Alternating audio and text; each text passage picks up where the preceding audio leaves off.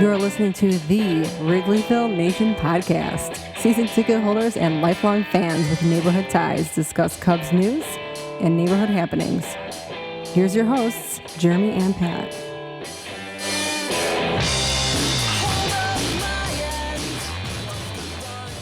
Hello and welcome to the Wrigleyville Nation podcast. This is episode 333 of the podcast. My name is Jeremy Deemer and I'll be your host. And I'm joined as always by my co-host. He's my cousin and he's high atop Wrigleyville tonight.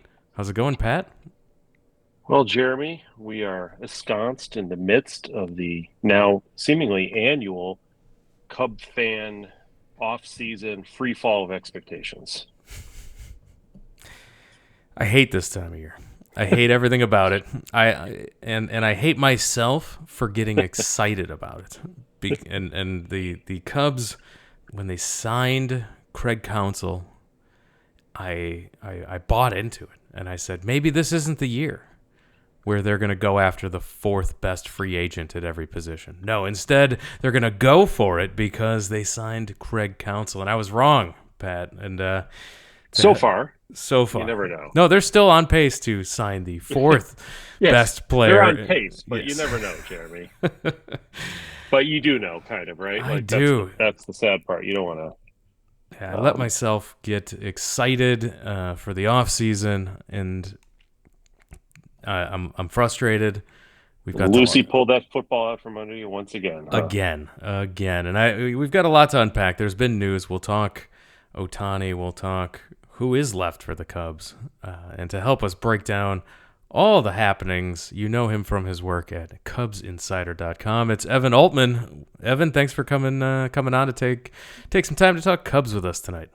You know, I had to have some people with whom to share my my ennui, right? My displeasure, my discomfort, whatever we want to say about this offseason. So I will try not to channel too much of the comments from the Facebook page that I've been reading and our comments there, but it is understandable that people are either antsy or just flat out mad. Right at this point, it's just like I don't know how many times you guys have seen it too, like on Twitter, the little meme of like the stick dude like poking at the Cubs logo, something. just saying do something.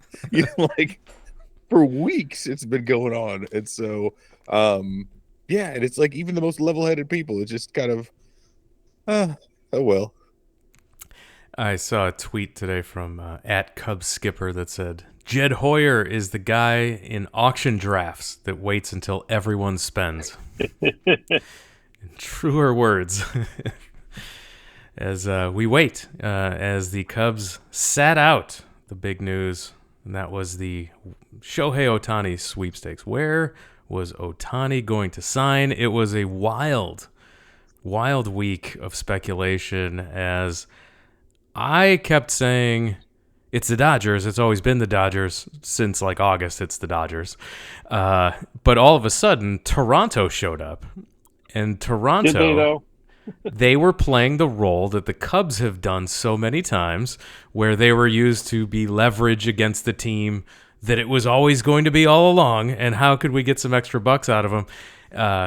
The Cubs sat it out this time. They weren't that team. Instead, Toronto became that team. And boy, Toronto fans bought it, and I kept saying, like, do you know what this is? I know what this is. We've seen it before as Cub fans, and I felt bad for some of the Toronto fans there. They bought it hook, line, and sinker that they might actually be in. Conversely, I can't even blame Jed for any of this. You know, I mean, the Cubs probably never had a chance. This was just the fix was in unwittingly, you know, or unknowing to us. The fix was in from the beginning. This is what was going to happen.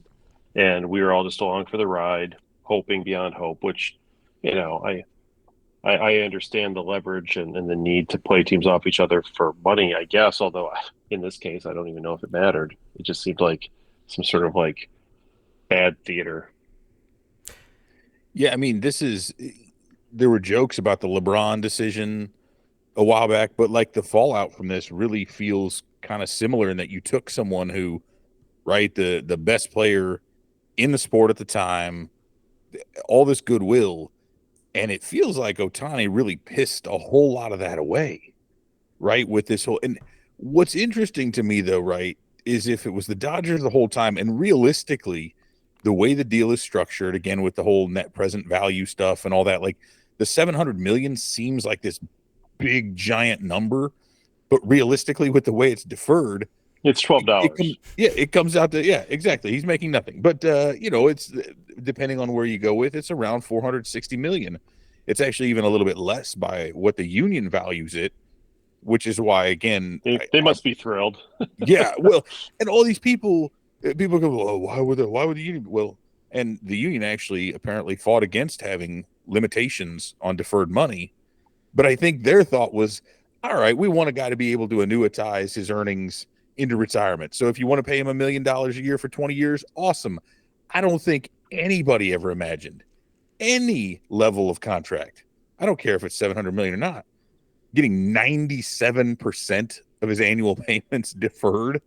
That's insane. But again, I go back to, I get that, hey, they pitched that to these other teams or whatever, but at the end of the day, if you're really not getting any more actual value in the contract, right? Like 460 is where it falls. That's kind of at or below where we all thought it was going to end up. It's less than I would have paid him. Yeah, I mean, I figured it was going to go over 500 and that they would, but part of me is where I've kind of come around to, and we can't say it's not about money, although he's going to get the shit taxed out of him. Sorry for that. If I can work blue a little bit, I apologize. But he's in California. He's going to have some massive taxes on that too, right? And the value. Surely he could have made more elsewhere, but I think Ohtani was just interested in getting this massive number just because. Like, I think he kind of digs the idea of having this huge contract that nobody will ever top for however long, like just for the sake of doing it, not because of how much money he'll actually make, if that makes sense. Jeremy, as our resident hockey expert, you have dealt with the world of deferred money, and I know the Blackhawks, I think, were able to creatively work around that a little bit with Marian Hossa, but how have other sports addressed the situation? I know in baseball, really, it's kind of a free-for-all, but what's your experience been like with the hockey in particular? Yeah, I mean, it's rare where we get to say that hockey is ahead of the curve on anything. They're always behind. But here, when it comes to deferred money and when it comes to salary cap circumvention, which is what this is, just in baseball, you have the luxury tax, which is a soft cap, if you will. It's something you can go over and pay a tax on. In hockey, it's a hard cap, so you have to be more creative with how you deal with your cap. And so what you saw in hockey were these massive deals that were, the Hossa deal you mentioned was the first time we saw that in 2009, 12 years for Hossa at that point, to where you front load the deal cash wise. And then at the end of the deal, the last 5 years, he was making $1 million and making $1 million in 2020 money, 2021 money. So it was a contract that was very low on the cash, and then it would average out the cap hit so that over the lifetime of that contract, your cap hit was around like just over $5 million. So you had a $5 million cap hit that you could then trade later when he was not playing, when he was out on, when he's theoretically retired. You can pay him $1 million to go home in cash, and then you could trade that $5 million cap hit to a team that was trying to get to the salary cap floor. So in hockey, they were using this as a way to front load contracts so that it was extremely cheap on the back end. Chris Pronger's deal, he was making $500,000 for his last few years on this deal. So the cash was cheap. The cap hit was all you were paying. Cost average it out for the cap, right? Exactly. Whereas in baseball, it's a little bit different because we've seen now with Mookie Betts and Freddie Freeman and now with Ohtani, the Dodgers are lining themselves up to owe, $100 million to retired people in the future, which does help them out a little bit, I guess, in terms of the salary cap because it is spread out. But it's still, but in their case, they'll have dead money at the end, which is sort of what they do in the NFL, I think. But the thing is though, the CBT hit that they have only takes place over the course of his contract. Right. So once the 10 years is up, and realistically, like if you're the Dodgers, here's what else is wild, right? They don't owe Ohtani any interest on the money. So if they've actually got cash on hand, all they've got to do is stick that thing, and what is it? Don't they own Guggenheim Investments? Like that's part of their ownership group. So They can move stick that money in there. $68 million a year in that thing or more, right? Let it grow. You pay Ohtani out at 68 million, and by the time you reach year 20 on this thing, when you're finishing it out, the Dodgers will end up making more money on that if they set it aside than Ohtani will on it. It's wild. And if he brings in more, hey, imagine if Dodgers fans actually show up by the first inning and stay until the ninth. How much more revenue are they going to make just from that alone, right? Instead of having the place half empty for the first and last 3 innings. Even if they could get him in the second inning and have him leave in the eighth, that's still an improvement. You know, you're adding like 2 innings of concessions and everything else. Yeah, it's absolutely wild, and the deal makes a ton of sense for everybody, as long as Ohtani's cool with it. Like it's one of those like what? Except all the other teams trying to compete who are now out of luck and are wishing every they single had that team. deal. Every single team could have made that deal, except like the Giants were like, "Hey, we put that similar deal on the table, but he wanted to play in LA. He didn't want it from anybody else. He didn't want it from anybody else. That's yeah." But what I just wonder how much of a stink this will cause. Because again, I mentioned it earlier.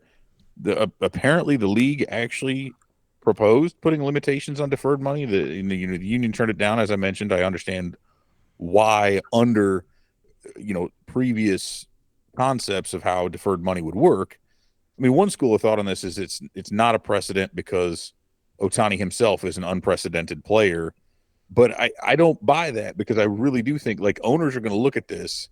It's not like they're going to hand out $700 million to some random dude who comes up and is like the fourth highest paid. But you got to think they're going to be looking at these things and thinking, well, hey, even if we can shave off $500 million or $1 million off this CBT by moving more of this money back, and hey, we'll be more competitive. As we're like, they can pitch all kinds of things. I think we are going to see more of this, but how much of that, where I wonder is, does this mean the small market teams will try even harder to get in on this kind of a deal, or do the small market teams fight it? Because the only place it really makes a difference is with these monster free agents who are, let's face it, they're only going to the big markets that'll pay them a ton anyway. But if the rich get richer, like what the Dodgers are doing, now they're going to trade for Tyler Glass. Now it looks like they could go sign Josh Hader. They could still be in on Yamamoto. I mean, if this is the case.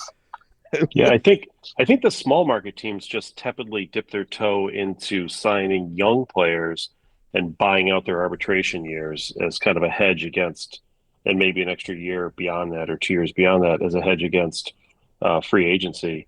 But I don't think they would get involved in something like this. My fear is that the Cubs, who in many ways do act like a small market team when in the very narrow area when it comes to big contracts, right? The Cubs, the Swanson contract's the biggest they've ever given out. I think somebody pointed out, it might have been Brett or somebody, that the Cubs are one of like 50, half the teams in baseball have given out a $200 million deal. Cubs are not one of them. And that seems odd, right? Given the Cubs, big market capacity. And as Matt Trubud pointed out today in one of his articles, the problem the Cubs face is that they get none of the benefits of being a small market team. They don't get extra draft picks. They don't get any of the other draft perks or anything like that. And yet they get the almost like the penalty of being a big market team. But then when it comes to these monster contracts, they don't give them out. So they're sort of like, it's almost like they're a mid-market team in some respects, because although many of the mid-market teams have given out these contracts, they're just in a weird position where I don't know if it's a Jed thing or if it's a Ricketts thing, but they are very skittish. And I feel like that Jason Hayward deal, for whatever reason, which actually when you look at it, wasn't the monstrosity that I think they feel like it was. But ever since then, they've been really skittish about giving out contracts of great length or money. And it's unfortunate because, every year that passes, we go through the same ritual, right? Where The offseason comes. Even before the offseason, how many people on Twitter are like, oh, the Cubs must re-sign Bellinger. They must re-sign him at any cost, right? And then it's like, let's get Yamamoto. Let's get, how many? We need two top starters. We need two premium bats. We need a closer. And then as time goes on and players sign elsewhere, you see the same folks who are saying that turn around and say, well, yeah, but not at that price. That's just too much money. And it's almost like people have bought into that kind of that feeling that the contracts are just too big. And yet when you look back on them a few years later, that Bryce Harper deal sure seems nice, the one that the Cubs could have really used to extend their core prime back in 2019 and 2020. And yet the Cubs passed on that. That was just too much money, and now it looks like a bargain. So a lot of these deals, the market keeps going in one direction, and I feel like the Cubs are always kind of looking at it as if it's not going to go in that direction, and they just never know when to get on board. And so far, they just haven't. Yeah, I mean, it feels as if they're running it. They're running the team again, like you said. It's the guy in the auction draft. It's like, okay, I really want this player, but this is my limit, and I will not go above this limit. Like, they have an algorithm that says player X is worth this much for this long. We will not go past 6 years. We will not go past this amount of money, whatever it is, right? And the flaw to that is player X is worth whatever player X can get. And exactly 3 years from now, your algorithm isn't apparently predicting that the salaries are going to continue to skyrocket. So your algorithm's always sort of behind the times in future calculations, which is unfortunate. Yeah, I mean, I think what we've seen it, right? I mean, look at what the Rangers have done, right? And I know they're in a huge market. I think it's easy to, for some reason, like, I think there's this idea that they're not, that they're kind of a mid-level sort of a team, which is weird because, I mean, Dallas-Fort Worth Dallas. is kind of huge, right? But big enough that they can sign two top shortstops in the same $800 year. million, right? Yeah. And then go get Jacob deGrom, and then trade for Max Scherzer, right? And keep doing it. Now they've got a lot of young guys coming up, but they made that work. Are you telling me that the Cubs can't do that sort of thing, that they have to go for this value-based? And I think it's what's interesting, though, right? We look at this and I think it's categorized as being risk averse, but I would go the opposite direction. If you're spending so little money, if you're operating, you're creating for yourself much thinner margins for error because you're not buying the superstars. You're not paying for that talent. So necessarily your prospects have to work. The guys you sign have to outperform what they're doing versus having, a number of guys like Corey Seager and Marcus Semien didn't hit really well that first year they were there. But what happens the second year and they get comfortable and they're playing together and those things happen. You can't judge it off of 1 year. I would argue that Hoyer, if we say he is risk averse, if that's the case, then you need to start trading more prospects. You need to sign more guys. You need proven star talent in order to win. That's just how who it else works. is becoming more risk averse? Season ticket holders. Because they're not doing it anymore. They're like, why am I paying the highest price tickets in the league or among the highest, when my team isn't going to spend money on star level talent? And, no offense to Dansby Swanson, because he's a fine player, but he's not a star. He just isn't. No, it's right? what we said last year. If Dansby Swanson's the best player on your team sucks. That's you or at the very least, it's not interesting. No, right? Like like you said, he's a good player. People do not show up to the ballpark to see what Dansby Swanson is going to do today, right? Like, even if it's Cody Bellinger, maybe a little bit of a step up. He's got a little bit more cachet because of his early accomplishments. But he's a much better hitter, which Yeah. people like to see. When people go to the ballpark, they like to see some runs scored too. Yeah. I mean, they like good defense, I'm sure, or many of us do, but ultimately people also want to see some runs, and that's the rub there. You want personalities. That's the thing with Ohtani. I will say that versus people will show up to see, even if he's not playing, or if it's spring training. Like, there's lines out the gate to go see their spring training games. People are lined up just to be able to get a glimpse of him coming out to warm up. Like, it is The Cubs used to have a guy like that, and I don't think we're allowed to say his name anymore in Cubs fandom. But you mean the guy that was there when they had middle of the road ticket prices, and by the time he was shipped off in infamy, they had the highest ticket prices in the National League? That guy that's who Ricketts is still profiting off of and won't allow him back? Okay, I'm just making sure. That's the guy I was thinking of. Yeah. Yeah. Okay. It's really tough to watch the Dodgers be better than the Cubs at a lot of the front office maneuvering as they make these big deals. They get these great players. We want how much were we talking about? How much we wanted Freddie Freeman, Pat, and then we see him. I desperately wanted Freddie Freeman, but he was too expensive. But now it turns out he's not expensive at all. No, and you can have him and Mookie Betts, and you can get Shohei Ohtani, and you can go get Glasnow. You can do all these things when your front office is being creative and aggressive, and it's trying to win, and it's doing it in a way where it's not a free agents or trades or prospects way. We're going to do all three. It's the triangle where you have to pick two.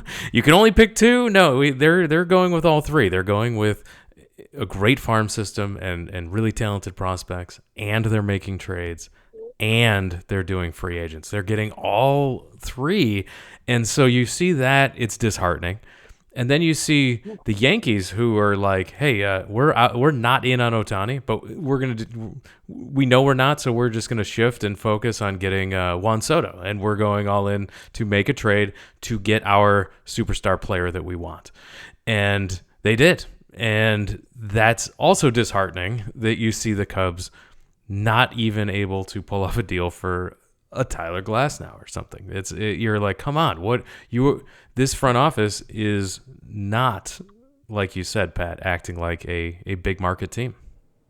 Paradoxically, I think one of the worst things to happen to the Cubs was the absolute ease and perfection with which they were able to build a contending team, because they tanked for a couple of years, got some draft picks. They all, at least, for a little while, turned out great. And then they went ahead, and it just so happens that at that exact same time, there were free agents available who wanted to come here, and the Cubs signed them up and made a couple trades. And before you know it, presto, instant team. Here you go. World Series champs, 90-plus win team for, almost 5 years. And it just worked like clockwork. And I think for fans, maybe even for the team itself, but certainly for fans, it created these false expectations that that's how it works. That's how you build it. That's how you build a winner. You just do that. It's so easy. When every other team in baseball, most other teams in baseball, with the exception of the Dodgers and Yankees and a few others, have been trying the same strategy for years, and it just never works. I mean, look at the White Sox right now. What a mess, right? And if you had said, 2.5 years ago, well, they're going to do it just like the Cubs did, and they'll be great. Well, it just rarely works quite that way. And what we're finding now is, as the Cubs' young players, hopefully, although not yet, I might add, but we're banking a lot on them because we keep expecting great things. But if that happens, the notion that there are going to be free agents available to fill the holes and perfect trade candidates for the Cubs to grab, yeah, maybe, but I haven't seen that yet. And so when the Cubs did not go after like a Trey Turner or Freddie Freeman, some of these other guys, it's like the story is, well, it's too soon. We don't want to do that until we're ready to compete. Okay, well, are we ready to compete now? It's been, we made the big trade in the middle of 2021. 2.5 years later, we're going to compete in year 3.5. And if not this year, then when? Year 4.5 next year? I mean, at some point you gotta just pull off the Band-Aid and say, we're going to try to win now, and that means we're going to take some risks, and we're going to sign some players, and we're going to hope that our young players can come up and augment that, and we're going to put a competitive team on the field that's a 90-win team, not putting a team on the field that's maybe an 83 or 84, maybe 86-win team if everything goes right. That sucks. We've been through that before. That's not fun. You're a big market team. You got money to spend. You got room to do it. There's no excuse. Now's the time. And the fact that, and I guess to me, the most depressing part is now you're saying the Cubs aren't even being mentioned in some of the free agent talks for the very players who we thought the Cubs should absolutely be in on. Yamamoto's a 25-year-old starting pitcher who's great. Why aren't the Cubs even in on him at all? Right? Mind-boggling. I mean, Past the bid that's price. depressing. That's depressing, right? If we come out of this with Rizzo is the only free agent, that's going to suck. Because right now we're starting off the offseason, Cubs, down a starting pitcher in Stroman and down your best hitter in Bellinger. So we knew, everybody agreed coming into the offseason, you have to replace them with equal talent just to get back to where you were. And then you had to sign more players to get better than you were. 2 premium bats. That was the call, right? And now I'm hearing, it's as the offseason progresses, and you get, as you say, Jeremy, you get into the second tier and maybe the third tier. And people are like, well, but maybe we can just get this guy and this guy and that'll be okay. And it's like, no, that's not okay. Not if you want to get better. That's not getting better. That's treading water. So that's the frustrating part, I think, is prove us wrong, I guess, and go out and do something a little bit more daring. We'll see. But Tyler Glasnow was supposed to be a Cub, at the winter meetings, right? That was practically a done deal, right? In fact, the question wasn't whether the Cubs were going to get Glasnow. It was how broad was the trade going to be? Who else were the Cubs going to get from Tampa? What other big names are they going to add to the deal? And here we are. And people are like, oh, no, he's going to the Dodgers. He's not going to be a Cub. Sorry. And then I hear Cubs fans say, well, we don't really want him because he only has 1 year left. He's never thrown, enough innings. And so now you start to see almost like from the very people who said it was a done deal and we're going to get him, yay. Now you're hearing the excuses even before he signed elsewhere, as to why we don't want him in the first place. Well, then who do you want? How about that? Who out there are we going to get? Now I guess the big thing is, well, we're going to take all the good players from the Guardians in exchange for some of our minor leaguers. Well, that's a great idea. I wish I had thought of that, right? In fact, let's throw Manny Ramirez in while we're at it. I mean, we might as well go full in, right? I love Josh Naylor. I love some of the names that are being thrown out there, right? But it's just it seems like a little bit of grasping at straws. We'll see. The thing that's really been bothering me, I think, the most is this silly concept. Silly is a euphemism here. That going big on a free agent, right? It could be Ohtani. It doesn't matter who it is, right? Means you're going all in for the next year. No. If you're signing someone for 7 or 8 or 10 years, you're saying we want to be competitive for 7 or 8 or 10 years. They didn't sign John Lester to win a World Series in 2015. That's just asinine. I don't get this idea that like going big, spending a bunch of money. The Rangers spent a crap ton of money 2 years ago. It paid off for them this past year. Again, we look at the Lester thing, and then you have the anticipation that you will continue to do that year after year because you have that talent there. That's the part that bothers me. Like you said, oh, well, we'll spend when we're ready to win. No, you have to spend to make yourself ready to win. That's the way it works, because you can't sit there and just hope to hit on all these like you said, Pat. The Cubs got so, and this is where people, oh, you can't sign Matt Chapman. You might block Matt Shaw, who's played like who's 3 innings of third base in Double-A. Seven at bats in Double-A. So he's obviously an all-star. What are we talking about? Oh, he's already advanced faster than Chris. Come on, man. Let's see. Like Chris Bryant was I mean, we've seen it. Mark Pryor was one of them. It's rare that you get these guys where it's like, all right, basically, this dude is surefire. He's going to come up. He's a no-miss prospect. And he actually came up and did it. But that's just melted people's brains completely, because now everybody thinks these guys are all going to come up and be awesome. Or the flip side of that is, like with PCA, they come up, they get 19 plate appearances, and all these people are writing them off. Like, what we gotta find some balance here, folks. Look, back when the Cubs made their trades in 2021, the midseason slaughter of their core, they collected like 16 or 17 prospects, of which there are only 6 left in the organization. One of them is Caleb Killian, who, take that for what it's worth. So there's really only 5 players left, and that's how it works, right, guys?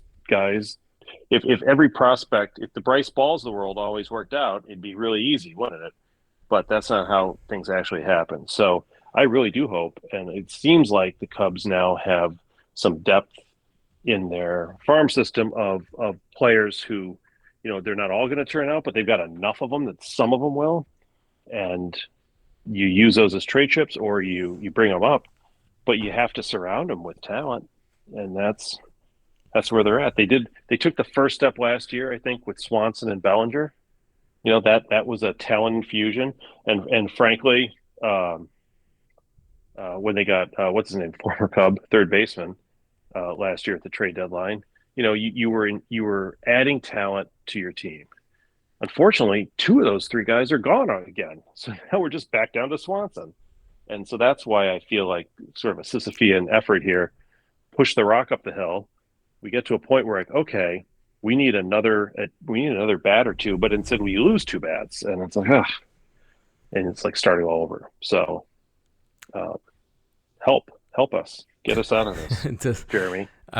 I'm trying to. We talked about it at the trade deadline last year, and I'm trying to will it into existence because the talk around Pete Alonso has ceased to be in the discussion, and I'd like to see that come back as a talking point of something, someone that could be pried away from the Mets, and we have the prospects on the Cubs team now to do that. There's a lot. You mentioned there's the quantity is there. Hey, they have a full 40 man, and they've got a crunch here, and they've got some guys that you can move, and you can add a giant bat like that, solves a lot of problems, and that. The Dansby Swanson, I was reminded today, didn't happen until the 21st last year. So they're still, we're still, days. Yeah, we're still early in, we're still in mid-December here. There's time, but man, it's gonna take something like that. If I hear about Rhys Hoskins, like that's not gonna do it for me. I mean, they can't be your major offseason acquisition. I like Hoskins a lot as a player, but that can't be it, right? Because then you're worse than last year. If that's all you come away with. And you're stuck in the same position as you were with Bellinger, assuming that Hoskins is probably looking for they're both Boris clients, right? He was hurt last year, probably looking for a bounce back season so that he can parlay that into a bigger deal, assuming, and again, he had an ACL tear. There's nothing to indicate that should really, it's not an elbow, it's not a shoulder, right? So even for a hitter, those things can be problematic. But knee for first baseman / DH kind of a guy shouldn't be a problem with his hitting at all. If he can go and slug, that's great. But then again, now you got to replace him all over, right? Which is exactly what you said, Pat. Like, he's great as a complementary piece to other moves. If and if you say, hey, we still believe in Matt Mervis, but we need somebody who but they don't know for sure. Yeah, apparently they don't, which is kind of silly to me. But whatever. What do I know? But you got to lock that down, and you don't know exactly what you'll have. I don't know, but I mean they've got their corner infield or outfield spots locked up. They've got their middle infield locked up. They have 3 of their top 4 prospects or outfielders. They're not all going to come up and be able to play. Even if PCA works out. Kevin Alcantara, Owen Casey, those guys, you can't just stick them in AAA for another 3 years. It doesn't work that way. Like, they have to make some moves with these guys. But again, it's like the same thing as free agency. I don't know if Jed's just hugging prospects, but it's almost like, I will not give these guys up. I refuse to move beyond whatever this spreadsheet shows as their value, on the trade estimator. We're not doing it. And it's like, I don't get it. Make your team better now. If you run into problems with having too many guys at a certain, then figure it out later. Stop trying to plan 5 years ahead today, because it's not going to work, man. And you This team mentioned also it. You mentioned it, Evan. They're a large market team that has room to make mistakes. Like you can in a lot of cases it only costs you money, and so you can make mistakes where what's some of a these Tyler Barnhart or a Trey Mancini between friends, right? right exactly. So you'd like to see them take a little more chances here. I mean, I know I would have been fired years ago if I was turning in spreadsheets that had the quality that that these Cubs spreadsheets are turning out. Well, one of the other problems, to add a little level of complication to this, is from a roster construction standpoint. And even the names we've talked about, like Hoskins and Alonso, they're all right-handed. Like the only left-handed bat in the Cubs' entire lineup is Ian Happ on days when he's batting left-handed. PCA, I guess, if Pete Armstrong is actually, if he's actually playing, and that's it. And that's we that's why Bellinger was so important. Miles Masterbone is left-handed, isn't he? You're not just helping, torturing Evan. me You're now. not helping. Yeah. So is his 65 OPS plus. One of their 15,000 third basemen, apparently, that they have, none of whom they want to play at third base. Right. You got Nick Madrigal and Patrick Wisdom and Miles Masterbone. All these guys can play third, but they still need a third baseman. Those guys can't all stick around. That part's funny. And leaving aside the left-handed issue, which they desperately need a left-handed bat of some variety, ideally a power hitter, like a Kyle Schwarber type. Oops, too soon. But the thing about third base that you mentioned, now we're hearing that, well, maybe Christopher Morel will play third base. I'm like, okay, well, maybe another right-handed bat. Because if he doesn't play third base, I don't know where the hell else he's going to play. Is he going to be the DH? In which case you've locked down left field, right field, and DH now. So, when it comes to constructing this roster, they're really kind of in a pinch a little bit, trying to figure out where they're going to get left-handed power from, or maybe they'll go without. And they may have to overpay to get it. Frankly, I mean, who knows, right? It would be interesting. Kind of funny if they ended up getting Bellinger back, and I think it is possible they might get Bellinger back, but probably because Bellinger's market tanks from beneath him and he reaches the Cubs' magic number that they find acceptable. I don't think it'll be because the Cubs outbid anybody for him. It'll be just the opposite. He just falls into their lap. It'll be like when they signed Yu Darvish because nobody else did, and they're like, "Well, right, I guess we have to." Are you sure nobody else? I guess we have to. It might be similar. But what happens in the next 3 weeks, 4 weeks here will be very interesting. Both because the Cubs clearly need some bats. They clearly need a starting pitcher. They clearly need some relief help. They need left-handed power in addition to everything else. And we haven't really even touched on the pitching yet, but certainly need a starting pitcher. We went in the offseason. Everybody agreed the Cubs need a top-end starting pitcher. And they don't seem to be in on any top-end starting pitchers. So hopefully that'll change. They also need, relief help. Doesn't have to be Josh Hader necessarily, but they certainly need some guys who can contribute out of the pen, somebody they can rely on. And when's Cubs convention? Is it like 4 weeks from now, maybe? Sounds about right. Yeah, early January. Yeah. They got to sign somebody by then, or it's, or they're going to have to cancel the Ricketts family show, right? They're not going to want to come on. And they have some promising things. Most teams probably don't have as much of this, but the Cubs have some promising young pitchers in the organization that could be really good. They've got some guys who we thought were going to be good and weren't, but could bounce back, like a Wisniewski or somebody like that, or maybe not. We'll find out. That we saw some real strides from an Alzolay and Steele, and so there are things to get excited about. The potential of a Pete Crow Armstrong. You look at a Kevin Alcantara and Alexander Canario and some of these other guys, and you're like, well, if any of these guys ever hit, that would be great to build from within with a player, but they're going to need help from outside in order to really round this out. They're not going to be able to do it with rookies who aren't even going to start the season with the team, which is the other problem. And I fear that we're already kind of looking. I mean, go through the remaining free agents. If they're not in on Yamamoto, are they in on Snell? Are they in on Hader? Are they in on Bellinger? Are they in on Hoskins? Who's left? Then you've got Chapman and Matt Chapman and people like that, and third baseman. If you do that, then that's your third baseman. And then what do you do with Morel?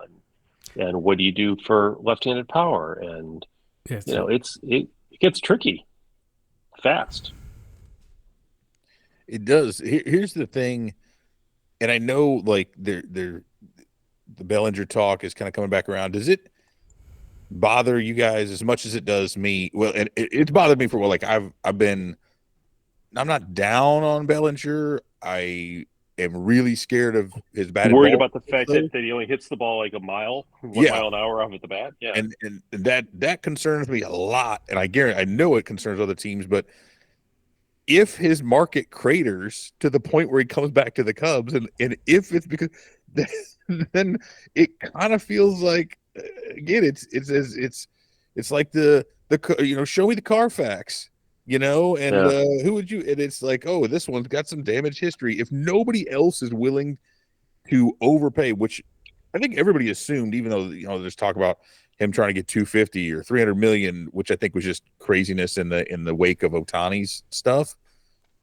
But whatever the value is the Cubs are willing to pay for him, if another team's not willing to outbid them for that, it concerns me quite a bit about how other teams view his viability long term, and then what that means, especially if he's not, is he going to stay at first base and allow them more freedom in the outfield?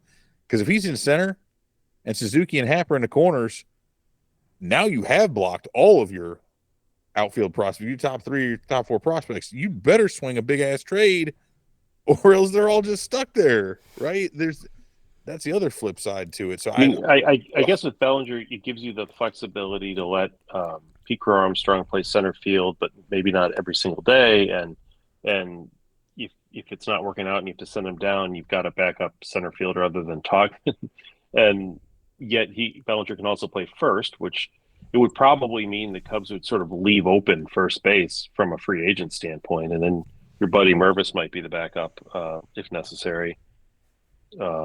And then, they may look at if they can get Bellinger and then maybe Chapman.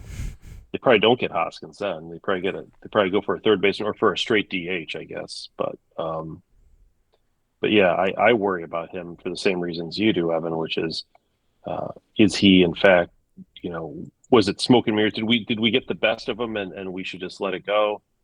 Or, is there more to be had there? And I guess we'll find out, because who's the competition for Bellinger? Is it the Giants? Like who else wants him? Blue Jays, maybe?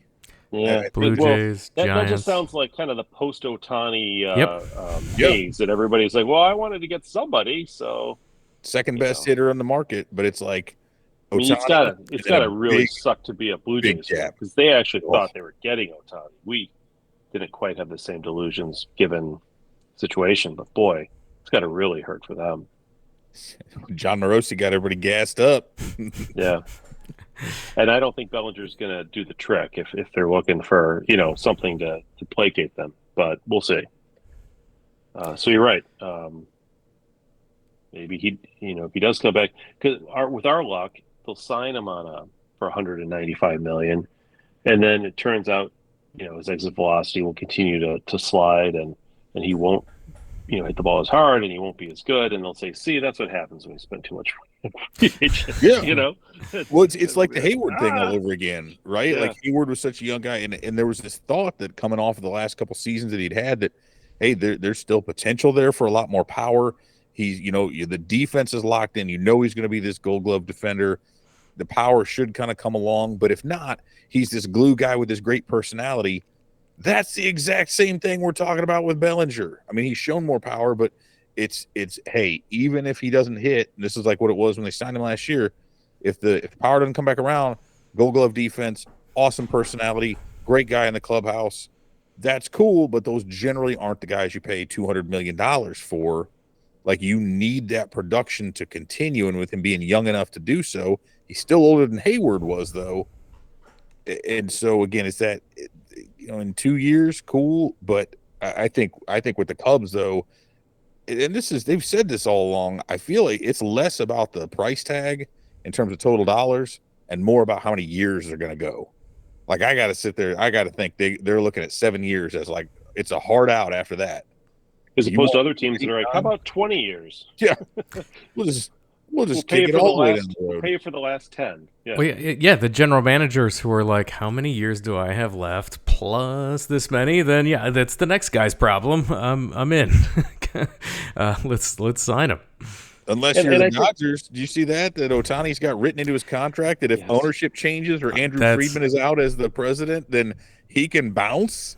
Like that is wild. Who wrote this contract? Did Friedman write it himself? That's exactly what I said. Like what a brilliant move. Unless what happens in 5 years down the road if Ohtani's awful, they're just gonna can Friedman and try to get out from under it. It's like maybe he can opt out now. Last year, the Cubs made some strides on defense for sure. Having Horner at second and Swanson at short, Bellinger in center. The Cubs, it felt like the Cubs, really took defense seriously, and for the first time in quite a few years, were quite adept at that, and it helped their pitching, et cetera. We've been talking about how they need more offense. I really think they need, in addition to offense, and I don't know if it's any harder or easier to get, but they really need a top of the rotation starter. Yeah. Well, that's they why need somebody, because here's my fear. Justin Steele, I like Justin Steele a lot, but regardless of the fade, sort of at the very end of the season, he's pitching a lot of innings, et cetera. But he is kind of performing at max level, it seems like, and I would anticipate a little bit of regression from him this year. Maybe even half a run on his ERA, if you want to look at it in those terms. And, I think I'd feel so much better if he was the number 2 starter and they had a different, like number 1 starter. But, beggars can't be choosers. Maybe you just get a number 2 starter to go with them or co-lead starters, because when you look back at last year too, easy to forget, but, as late as middle of July, Marcus Stroman was an ace starter. That was part of the Cubs' success. Starting in London, I think his ERA on June 19th was 2.88 for the season. That's pretty good, right? And of course, we know what happened after that with the injury and everything else. But you're looking at trying to replace that productivity, especially his first half productivity. And right now, the Cubs don't have anybody to do that. So again, part of what we need to do this offseason, or the Cubs need to do, is just sort of replace some of the stuff they lost. And when Stroman left, people were quite excited. Like, yay, we just saved 20-some million dollars and in the last year of his deal. So that's extra money the Cubs can go out and spend on a new pitcher. And it's like, okay, sure, but what are you going to get? And I don't know. It feels like any pitcher they get at this point is probably going to come through a trade. So, yeah, you might spend some of that money, but you're going to end up having to get prospects too. So, that's why not being in on Yamamoto feels like malpractice from this front office, because you can be in on whoever you want to be in until they tell you they're not interested. When they say, I'm not coming to your team, then you're out. But you shouldn't be choosing to not be in on a top of the rotation player when you need a top of the rotation player like that. That's just seems completely ludicrous for a large market team like the Cubs to Cubs could pay Yamamoto. They could pay him $40 million next year, and they would still save money over what they were paying Hayward and Stroman last year combined. So look at it that way. Well, that's the problem that I have, right? At this point, Yamamoto is pretty much the only guy who and even, assuming the skills translate really well, at best, he profiles to a number 1 or 2. Mm-hmm. But then you look at Shoto Imanaga, who they're apparently after, right? He's a lefty. He's not as hard of a thrower, right? I mean, fastball's maybe 92, a little bit of a different look. There's some junk there. I don't think he translates into anything above a 2 at best, and I think 3 or 4. Jordan Montgomery, He's not a number one. No. Shane Bieber's not a number one anymore. I don't even know if he's a 3, right, at this point. Now, I know he's doing some work at Driveline. If the velo ticks up, maybe things can be there, but he's also had some injury issues. Are the Brewers going to trade Corbin Burns to the Cubs intra-division? Somehow I doubt that. Unlikely. Yeah. I don't know that there's anyone out there. And you look at a glass now, and I get it. And it's also hilarious to me. This is my favorite thing, and I put it out there, and then a lot of people got upset about this. I put it on Twitter, but it's like everybody's talking about how this guy hasn't thrown more than 119 innings in MLB. Hey, remember that Justin Steele guy that y'all like so much, who never even made it to 100 innings at any point in his career professionally, and then he had 119 last year.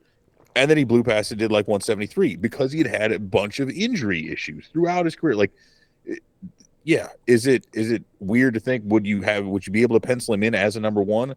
No, I don't think so. But if you have a Tyler Glasnow on there, who's a totally different look, misses way more bats, doesn't walk that many people. He's a pitcher unlike anything the Cubs have had in the rotation for a long time, if maybe ever. And that's the kind of guy you need to. I don't care if it's only for a year. That gives you more margin for error. There just aren't those pitchers that are out there that you're going to go find, because if they are controllable and they are cheap, then that team wants to keep that person, or you have to give up way more than you're comfortable with to get them. So that sucks. Yeah, you mean weird, huh? Teams don't want to just give away good pitching? Right. Oddly enough, Horton, you better be an ace. What's the deal with why is the desire not there for Blake Snell? For a guy who's had so much success, why can't he stick somewhere? And why aren't why isn't he one of the guys He's too busy that's winning talked about? the Cy Young alternately in each league, I guess. I don't know. In between crappy seasons, he's got that little bit of that Brett Saberhagen in him, or where he's just good every other year, I think. I think those walks scare people too, right? Because that's the thing is like his setup is such that I think it's almost like a Bellinger-ish kind of a thing where you look at some of those peripherals and you're like, man, I don't know how I want to sit. I don't know if that's gonna handle. So the secret to his success last year was he gave up the fewest hits per 9 in all of baseball, and he gave up just as many walks. Yeah. So and look, with the Cubs defense behind you, you kind of want somebody who will. I mean, he strikes out a lot of guys too, but you kind of want to get the ball and play a little bit too, vis-a-vis giving up walks, because the defense can't stop walks, but they can stop hits. But yeah, he bounces back and forth depending on the season. So I think that's what people are afraid of. It's just the inconsistency.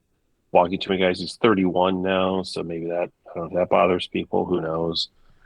But he had a ridiculously good year given his peripherals. I think his ERA was 2.25, and his FIP, his fielding independent pitching, was 3.44. So you can see how the peripherals just didn't match up with that, and it's because of those walks. Frankly, it doesn't give a lot of home runs.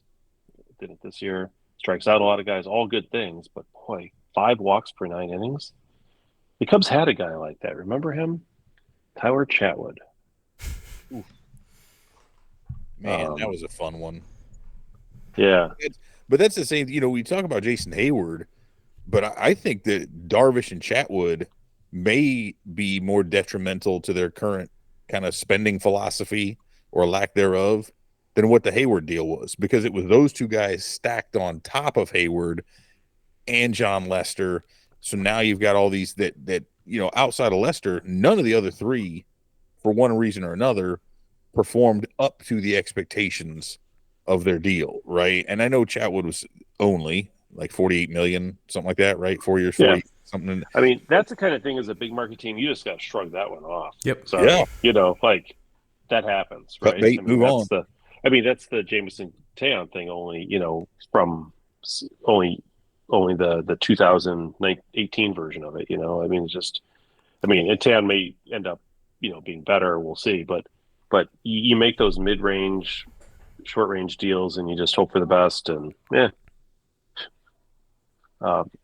if you let those things freak you out, then you are the Pirates or the Reds at that point. You're aspiring to be the Twins because they're actually going to take a chance on some guys. And keep in mind, he was with the Cubs for 3 years, right? Chatwood. Mm-hmm. In that second year in 2019, lest we forget, he had 1.3 WAR that year. That wasn't bad, right? He wasn't starting as much, but he came out of the bullpen and he was effective as a relief pitcher. So he's a Drew Smiley. Yeah, and he got hurt the next year, right? And so he was gone. So really, he only pitched for the Cubs for 2 years. He had the miserable first year. Second year, they're like, look, the starting thing's not working out. We're going to put you in the pen. Pitched fine. And the next year, came back, pitched like just 18 innings, and he was out. And that was the end of him. But yeah, I mean, that was a 3-year deal they paid him? Yeah, that's what it was. Maybe it's 3 instead. Yeah. It was 10, 3-year million, deal. Whatever. But that's 38 million over 3 years. That's what it was. Yeah.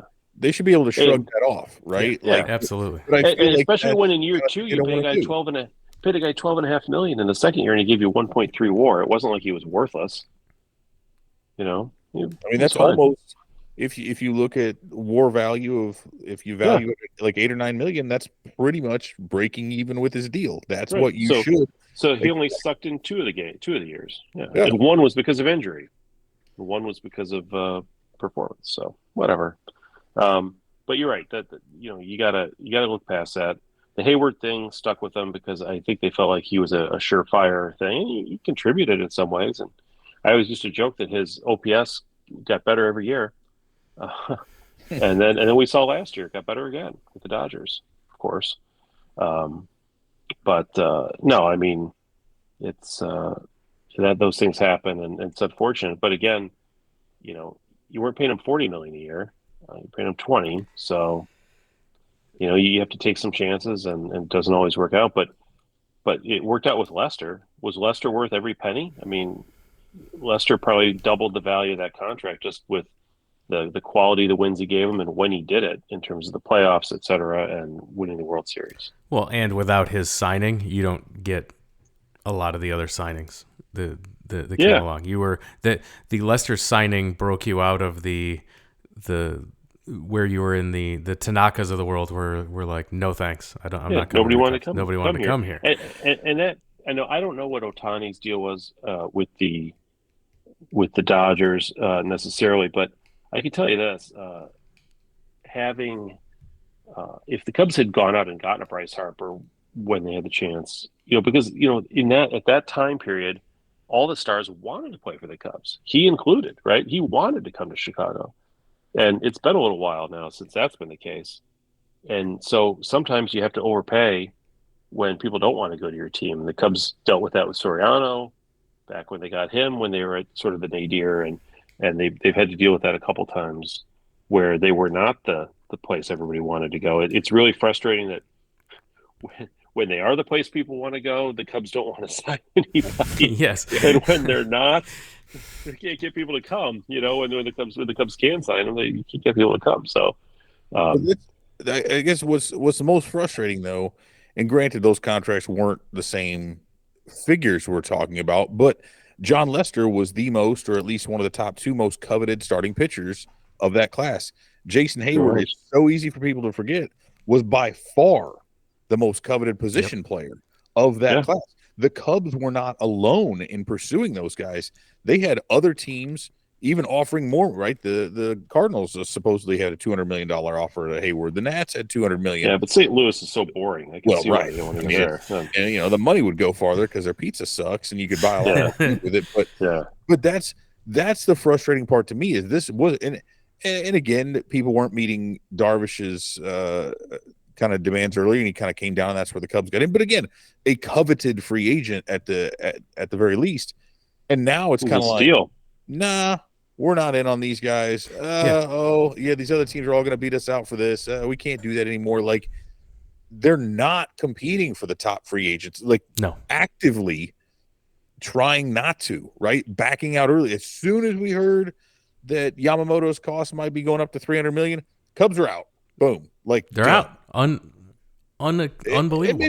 Maybe he told him that. I don't know, but it certainly said. We heard they balked at Ohtani's $500 million. Now, how much of that is true?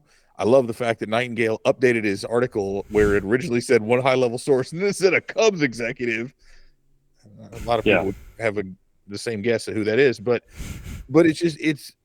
that's the part, man. They used to, when they were going for, and again, I know some things have changed, right? Because they've won since then, but it used to be the Cubs are targeting this guy, and they would go get him, right? And now it's like, oh, the Cubs are after this. Oh, no, couldn't meet the prospect cost. Oh, nope, he wants too much money. Do you remember? I think maybe twice in my life that I can remember, the Cubs gave out the highest paid contract to anybody in baseball. One was Ryan Sandberg. Yeah. And I think was Soriano. If he wasn't the highest, he was right up there. Maybe A-Rod was higher at the time. I can't remember, but he was certainly up there. It's what I mentioned at the top. They go for the fourth best player right now. They don't go for the first best player. Who does that leave us with?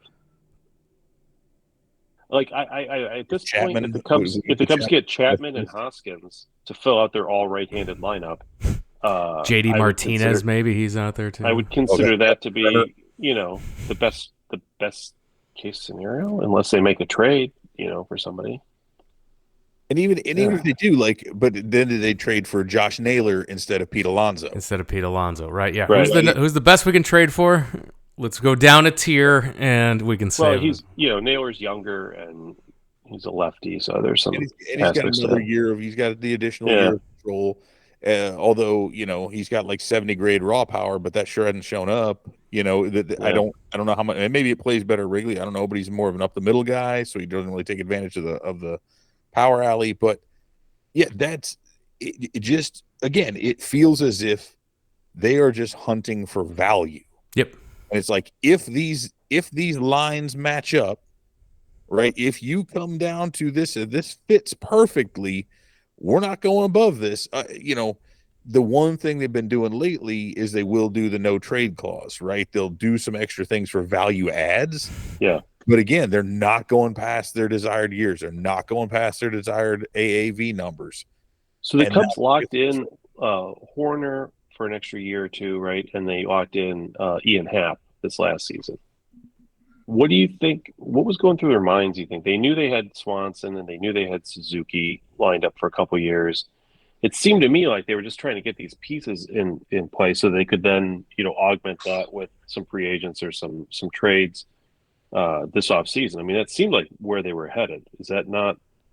Or do you think that is where they were headed and then they just got cold feet at the prices? I mean, everything they've done, as you mentioned, sets up to indicate that you're trying to lock in some assured costs for the next 4 to 5 years so you can go make bigger splashes, right? That's what it looks, because that's not the kind of core that you would say, oh yeah, this is absolutely the veteran core that we've got these perfect pieces coming up to support these prospects, and that's how we're going to do it. Like, those are a bunch of dudes that you would say, yeah, okay, we need to add a superstar to this group, then we'll fill in with some prospects. And Swanson's about to turn 30. Suzuki's 28. I mean, look, they're still in their primes, but this isn't a team that you're like, okay, well, 3 years from now, this will be our core, right? I mean, that's not where they're at. They've got guys of a certain age. Ian Happ's 28. Where they're sort of ready to go now. Like, this is the time for them. This is it. This is their prime. I'd hate to squander that. But the good news is no more wait list for season tickets. If you want them, you can just call tomorrow. With that Jorge Alfaro signing, that's got people just ringing off the hook for the 10-game plan, which, here's the funny thing, right? So the Cubs announced that, right? They got their 10 and 20-game packs or whatever in the full season. The cheapest 10-game pack is more expensive than the full season deal the World Series runner-up Arizona Diamondbacks rolled out and offered. Yeah. It's cheaper to go to 81 Diamondbacks games than it is to get the cheapest 10-game pack from the Cubs. And then I saw like the White Sox have came out with it's like 8 games for like $49 or something, and no one was going to buy them, but price wise, Jed Hoyer might, because good that's a good deal. That's a good Yeah, deal. it is. That's It's a good deal for sure. You mentioned the Diamondbacks, and I worry that the Cubs are going to learn all the wrong lessons from this past World Series, and they're not going to be looking at the Rangers and what they did. They're going to be looking at the Diamondbacks and take all the wrong lessons away from this World Series. There's plenty of fans that have taken that wrong lesson away from that. Well, look at what the Diamondbacks did. Yes, you know what they did? They got their ass handed to them in the World Series. That's what they did, by a team that had a bunch of superstars they paid a bunch of money for. Yes. Without their ace, who was hurt. And then what they did was they just went and traded for another stud pitcher, right? Like, they were able to overcome the loss of their top pitcher because they spent a whole bunch of money to bring talented players in. And they had some young prospects that came up who were very little money. They balanced it out well, but it started out with superstars. I mean, it seems apparent at this point the Dodgers are going to be the Death Star, of the National League for the next couple of years. They're the Darth Vader.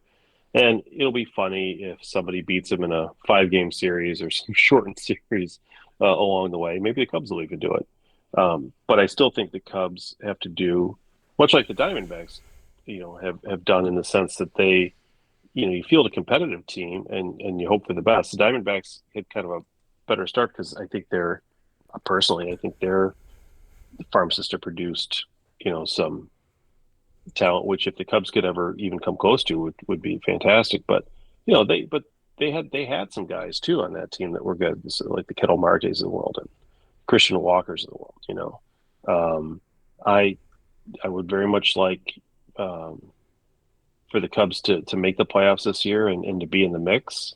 It seems like it's time. Like we kind of made that, we kind of crossed that Rubicon more or less at the trade deadline last year. If the Cubs were really still in rebuild mode, they would have traded Bellinger away, gotten something for him, traded some other guys. Probably could have gotten quite a bit for some of these guys, right? And they didn't. They said, you know what? We're not going to do that. We're not going to go crazy, but we're going to give up some of our depth, and we're going to go out and we're going to get a couple guys, and we're going to try to make a run for it. And they did. And frankly, up until like the last 2.5 weeks of the season, it looked like a real, strong move, right? You're like, hey, good job, Jed. Now, things didn't work out at the end and they collapsed, et cetera. But they certainly made the effort. And I think fans appreciated that. And it made fans think, hey, you know what?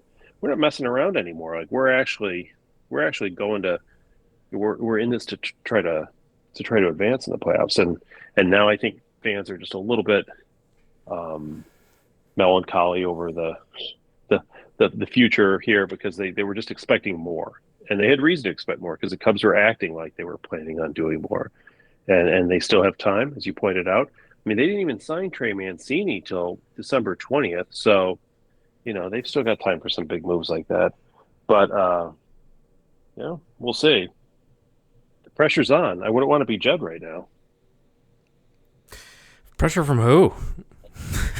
Ricketts is probably giving him high fives and a bonus. Like he's doing a great job. The ticket reps, poor Cubs ticket reps who are trying to sell those, who keep calling, and everybody I know trying to get them to buy their season tickets.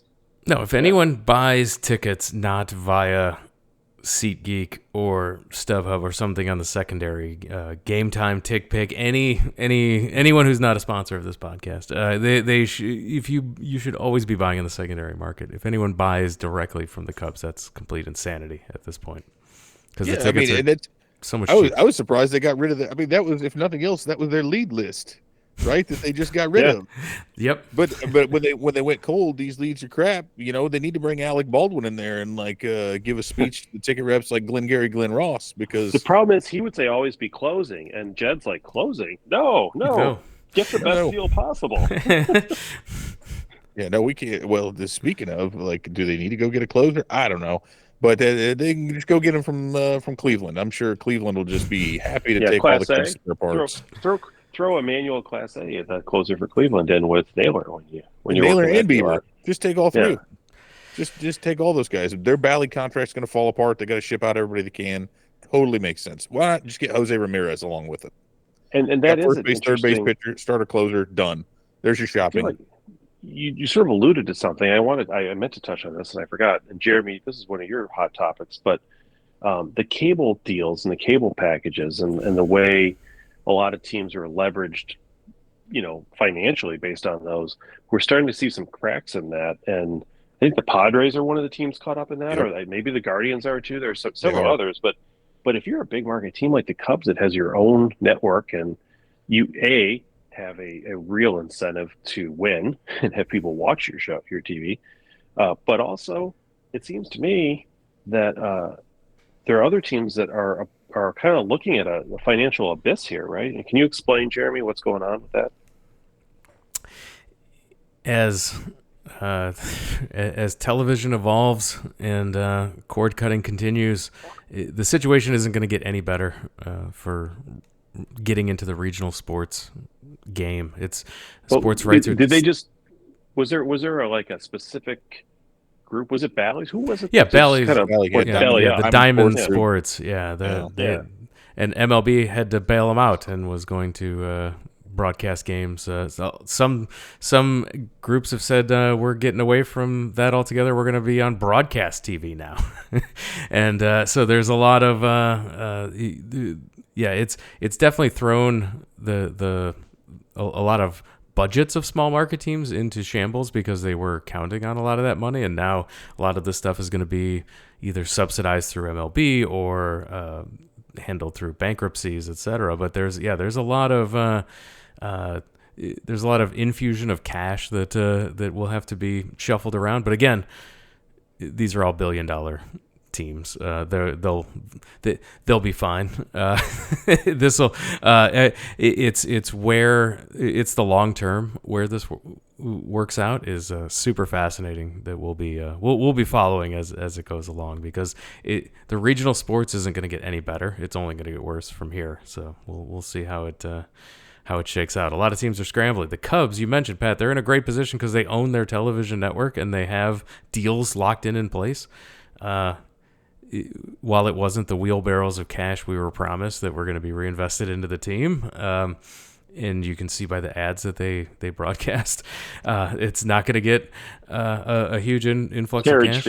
The carriage fees, right? Yeah, which are always going down. Ask ESPN. The carriage fees continue to go down. You're not going to have a huge influx of cash, but at least you have the stability that you know for these years your games are locked in on this network. They've launched their over-the-top service. They're straight to streaming, and if you can, if this is the opportunity for MLB to rethink their blackout strategy and all of that stuff, it could completely change the game there. But there's a lot of limitations still with a lot of these regional deals and blackouts. But the Cubs are in a great position with streaming marquee and the marquee network for the next few years.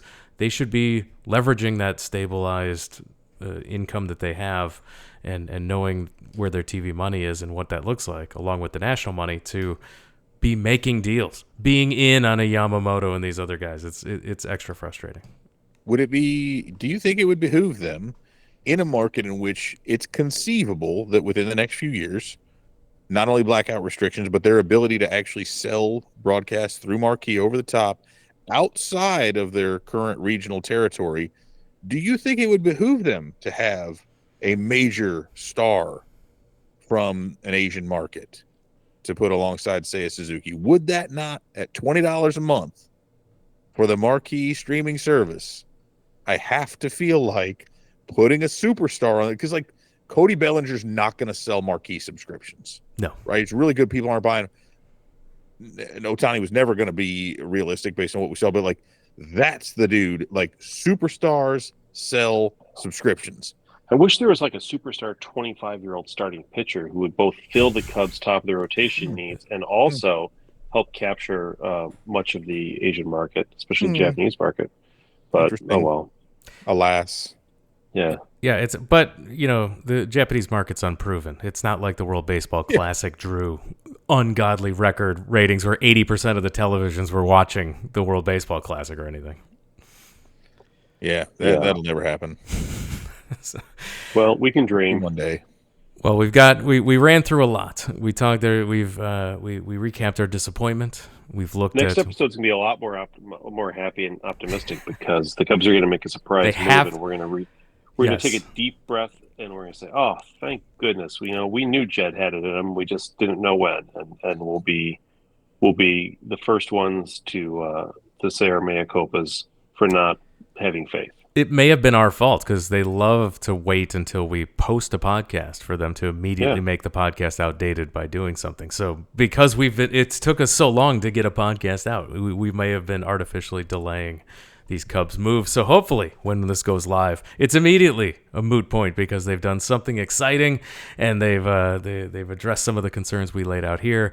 We went through who's left, who we'd like to see, what the Cubs need to do.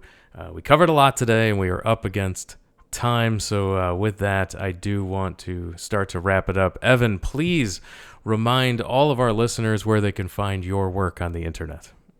Absolutely. Just check out CubsInsider.com, at Real Cubs Insider on X, or you can just, if you feel like braving the wilds of Facebook, you can just search for us there as well. I would not recommend that, but if that's how you like to partake of social media, then by all means, far be it for me to yuck your yum. You can also follow us at Wrigleyville Nat on X, Threads, Blue Sky, wherever there's social media, Instagram, all of those places. We are there at Wrigleyville Nat, Facebook.com/Wrigleyville Nation as well. And we have a YouTube channel that we would love for you to go throw a like and subscribe over at the YouTube channel. Search for Wrigleyville Nation Podcast. There, we put the audio version of the podcast up every single week, but video versions are coming this season. So be excited. We will have the audio version coming to your pod catcher of choice, wherever you're listening to this right now. Will continue to come in an audio form, but we're also going to put the video form of the podcast up on YouTube as well. So make sure you're subscribed over there as well as the audio feed so you don't miss a single moment, as we will be coming back anytime that there's Cubs news here in the offseason. We'll for sure be back around Cubs convention. We'll be talking about the great time we had at Lizzie McNeil's. We'll be talking about all the Cubs moves, and we'll be getting very excited heading towards spring training. So don't miss a single episode. Make sure you stay subscribed to the podcast. And everything I just mentioned, all the links, everything's available at the website, WrigleyvilleNation.com. Pat, thank you for joining us. Thank you, Jeremy. I look forward to brighter days. Thanks again, everyone, for listening, and we'll talk to you again next time.